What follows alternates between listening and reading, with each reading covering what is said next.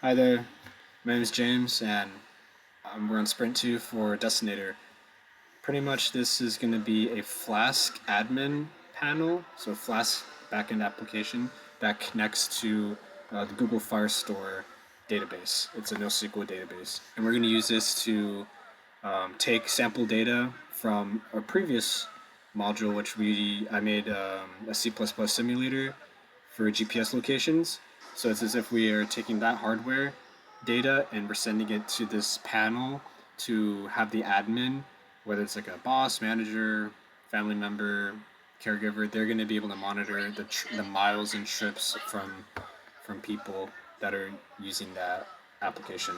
So it does require authentication, which I'm learning that using Express.js and Node, and I wanted to apply that as much as I can using Flask. And good thing is Flask is in Python, so um, it was really useful learning all these skills. So first thing we're going to do is we're going to log in. Well, we can't log in because we don't have an account, so we got to sign up actually.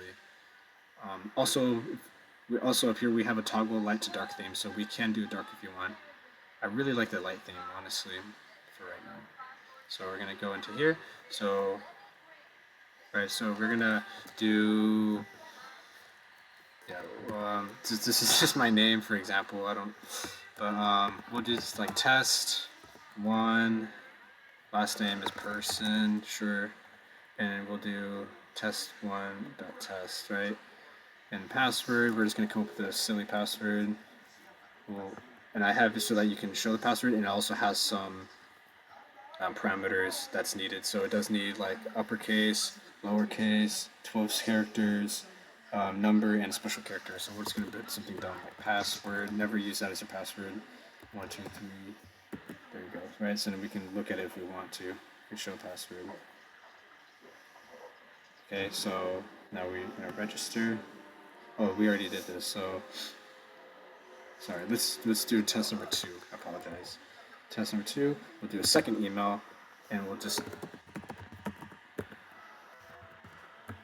right? So like you can say, this is the silly password, right? So we got this. So now we're going to do test2 at, what did I put? Test.com?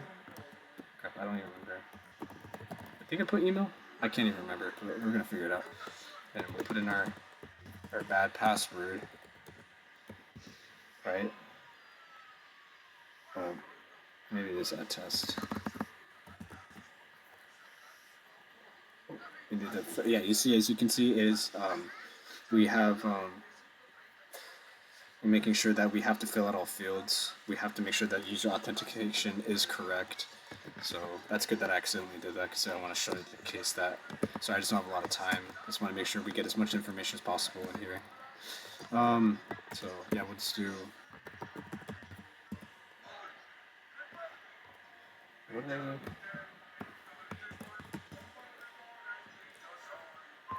think we just did this, right? Okay. Alright, so we want to save our password, not now. So as you can see, we just have one driver. It's just me. It just kind of automatically pops up like that, the default driver. It's me. I'm the driver. Anyways, so we can log out if we want. We can change it back to dark mode or light mode right here. And it's saying that it is connected to Firestore, which it actually is connected to Firestore. If we go over here, this is my on the Firebase app on Google. They have the Firestore, which is the NoSQL database right here. So as you can see, we just have drivers, the driver default, and we have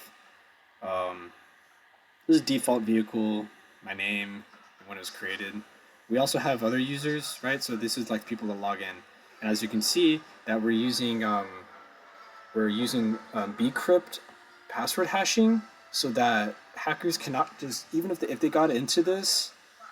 Um, I made it so that pretty much it's never going to be stored in plain text. The bcrypt hashes around 10 salt rounds, and it starts with this string with this string right here. Pretty much shows every person, and then after that, it goes to the hash. And pretty much, it's like it would take you like a long time to even try to re-engineer that. So it can't be reversed.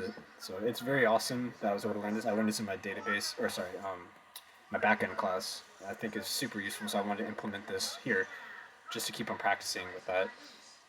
So, anyways, pretty much, we're gonna go back over here. So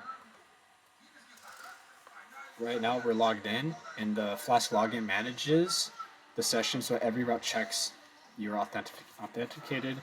And right here it shows that we have our total trips, our drivers, GPS miles, and then our average miles trip. It kind of makes that calculation. So pretty much, the dashboard pulls data from Firestore and stores it in summary statistics. Right here, if we click on the trips here on the left side, which I like this kind of set this set. Crap, I forgot the word. But anyways, we have our menu or our like navigation bar, but it's on the side. I really like the design of this. I feel like this actually works out. It looks more like a dashboard than like a professional website. It looks more like a professional admin center. So we got our trips, and you can see that we have all the CRUD options right here. So we can add a trip, we can import, right? So let's say that we want to add a trip. We can fill in specific information, hard code it in like this, right? Um, which can take a while to do, right? I mean, I can show you that it works, right? So like, but you just gotta believe me that it works. What's else? Another thing that you can use, you can import is from CSV, and I already put in. This is the expected format that we want in the CSV. So we can actually go over to my. Oh yeah, right here I got sample trip. So we have this, and we can import the trip. And as you can see, it imported this trip. It says the date. So from oh okay, I forgot to put store to home. I forgot to type in home, but it's supposed to be from home to store. The time, the end time, the odometer to the end. So it's about 2 miles. The GPS data would show that it's around just a little over 2 miles, but it's within the threshold, so it'd say that it's just right, it's on track, and you can delete it or edit it. Which I would like to edit it. I meant to say home, right? So we can edit the trip. And you see, home is right there. So we can edit it if we want. We can add more. Now, I don't really like how it's all hard coded. Eventually, we're gonna make it so that we can just pull out the C++ data that I have and connect it somehow. But I decided that I really wanted to focus on the Flask panel first. We could delete it. We have drivers here, so we could add a driver. We can have a driver named Bob who drives a Ford F-250. Right, he's part of my company and he drives this vehicle. That's his driver ID. If we go over to here, we see now we have another driver. It's added to here, not just a default, but it's like its own driver ID. Has Bob as Ford F-250, right? So, and also we can put in trips, right? So when we put in when we do add a trip, it'll also show up, right?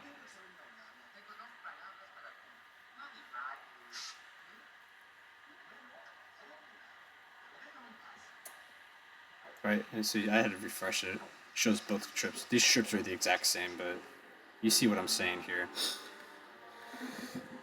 Let's say that the criteria was different. Like, let's say it was under or over. It would also change colors. It would say like either just like how it was in the C++ application, same words. So hopefully everything would transfer correctly and have the CSV data be similar. Um, what's another thing? So pretty much, um, yeah, pretty much each trip gets a service times. Oh yeah, so that's right. So we imported it. Yeah, it's all stored there. We can go to the Firestore console too, which is very interesting. Um, so we can go to, yeah, the trips. Oh yeah, it tells us, sorry, I forgot to say this, but it even tells us when it was created in the Firestore database, which is pretty cool, which actually was created right here. So yeah, I forgot that part. Yeah, but each trip is a server timestamp from Firestore, so we know exactly when it's imported. So even if anybody tried to mess with this data right here, they're just hard coding it. Firestore will get it, which is pretty cool. Um, Another thing I want to talk about is pretty much, yeah, we added the drivers. Okay, yeah, so we're gonna go through the code now. This is pretty much the app. There's not a whole lot to it, but it'd take some time to figure this out. Oh yeah, and like I said over here earlier, it does do our summary. So we have our 2 total trips that we put in, 2 drivers, 4 GPS miles, and the average is right here, miles a trip. So yeah, that's all of that. We can log out. It says that we have been logged out, and we can sign up a different account, or we can log straight back in. and it will keep our data safe.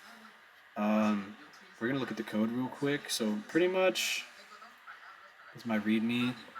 We're gonna go over to the admin, and then we're gonna go to app. Right. So where's my app? There it is. We don't need the templates. Now, templates in Flask are really nice. It's very similar to like an MSV model. Uh, oh, sorry, MVC. Sorry, model control. Why am I saying this all wrong? Model view and controller. This is like a model template controller. So I really like the way Flask sets it all up. It's very smooth. You don't have to keep on repeating a bunch. I really like the way that we handle the front end here, and then using JavaScript and CSS and HTML, so it's very nice. But we'll put away the templates for now. We got the app right here. This is our main. It's like our main app. So we have this right here. One thing I do want to go over is right here we have to import all these things. The docstring explains what it does. Flask plus. Oh yeah, over here. This is exactly what it does. This is the purpose of it. We right here. So this is how we initialize everything. The server's account key is missing. If it is missing, then it'll be a demo. If it's there, then we'll be able to use it. I did get a service account key, which it comes in JSON form. You're able to pull the key from Firebase itself. So I learned how to mess with all of that. It was very, very cool. It's just over in our settings. You go to service accounts. You can be able to go to your application that you made with Firebase, and you can get your key. And after that, it'll connect the database to your project as JSON, so that you'll be able to store all your NoSQL scripts like that. So, well, your NoSQL will be in the code, and it'll communicate in that way. So, but anywho, next is oh yeah, line 61. Oh yeah. So down here, pretty much we have our login setup. So this is how we create the login manager, how we redirect the view, and we define user load callback. So this is how we're supposed to do it. It's very similar to like Express from what I'm seeing. A lot of logic is there, but that's kind of how we set up the login. And the also over here we see that this is the function to the user object for Flask login. Use mixin gives us the IS authenticated. So this is how we're able to put in that information for authentication, and how it reloads in the user from Firestore on each request. Down here we have password validation. Where is it? Oh no, it's down here. There we go, password validation. Up here is more like the demo, how the demo could work if you don't have the key, which I was messing around with at first, so I was using like demo information, just implementing it without a key. Once I figured out how to do the connect Firestore to it, the demo is not really necessary. But, so right here is the password validation. This is how we're able to do the password pattern. We're able to validate it. So that's how we do that. This is authentication right here. We're using get and post methods. So that was super fun. Like I said, it's very like straightforward. It's pretty similar to like what we're learning so far in class. It's just instead of using Express, we're messing with Flask, and I really like how Flask is very quickly able to deploy. There's more like things that you have to do yourself, but with documentation and any help that you can get, it's pretty straightforward, and it's all in Python, so I enjoyed that. Oh yeah, so we have our right here. I skipped it. We have our login method, right, our root, right? So they handle get, shows form, and then post checks credential for login, right there. That's how we're able to verify the hash password. Down here, you see we uses bcrypt. So this is how you're able to hash the password, and I felt like that was very useful to learn how to do all of that. In a different class with Express, and just learning how to do that with Flask was very helpful. And you see we got our account password right here, but after that it's going to hash it. See the hash, bcrypt hash password. It'll, and then you do it by like 10 salts. Yeah, this is how we are able to hash it. Um, what's next? Oh yeah, register route. So the route's in the dashboard. The main page pulls trip and driver to show some of your stats. Right here, you can pull demo trips and demo drivers. It'll just kind of come. It comes up with like generic ones that I had to do generic ones in the beginning, but we have the truck have do CRUD where we're able to add, like we showed earlier, how we are able to add our trips, add the mileage, all those things, or even customize doing all those things ourselves. I would eventually like to connect this to C++ information elsewhere, and in the end, connect it to like an embedded system using C++. But that's a long ways away. But we're still working on. I'm still working. Eventually, I'll be working on that more. Um, Down here we have. Oh yeah, this is all the CRUD stuff. This is like we're deleting. So that's how we do all this.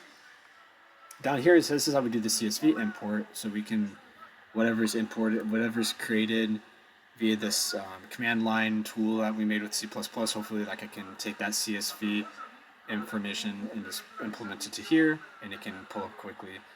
But at least for now, we can just put in our own CSV, CSV files, or we can just, like I said earlier, put them in ourselves manually. And this is an API endpoint, so all you really need, like, well, it's not.